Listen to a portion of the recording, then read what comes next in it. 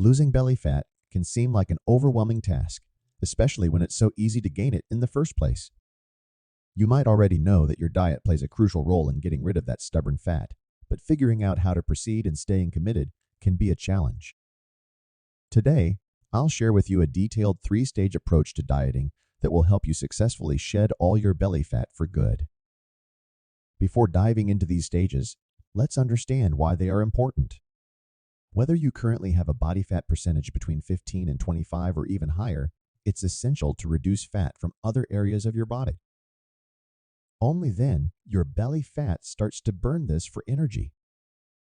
Typically, this process begins when you reach around 15% body fat.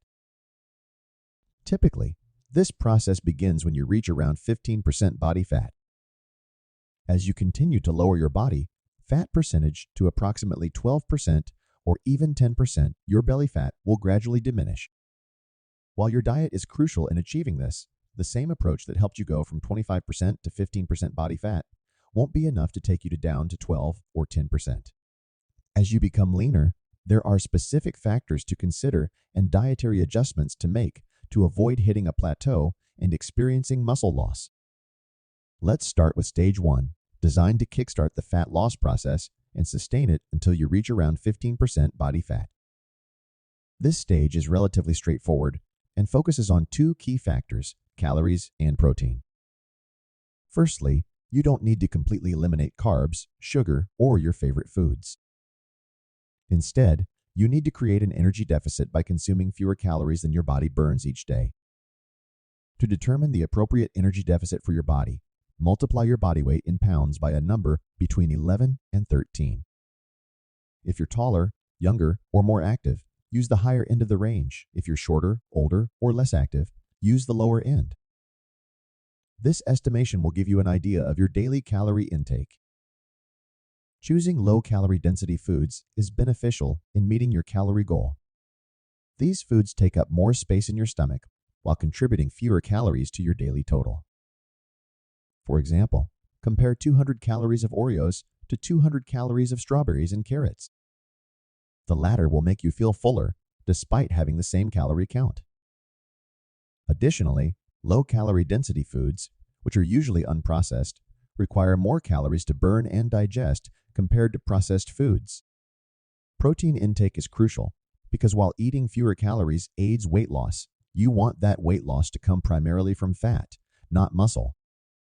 Protein-rich diets have been shown to promote more fat loss and minimize muscle loss compared to diets with the same calorie count but lower protein content. The ideal protein intake depends on your body weight and body fat percentage. For males with higher body fat percentages, consider consuming 1 gram of protein per centimeter of your height. If you're relatively lighter or closer to 15% body fat, multiply your body weight in pounds by 0.8 and consume at least that many grams of protein per day. Now, let's take a look at lists of unprocessed low-calorie density foods and protein sources, ranked from highest to lowest in terms of their protein to calorie ratio. Use these lists to plan your meals throughout the day, ensuring each meal includes at least 1 lean protein source and a serving of fruits or vegetables. Following stage 1 consistently will help reduce your body fat to 15%.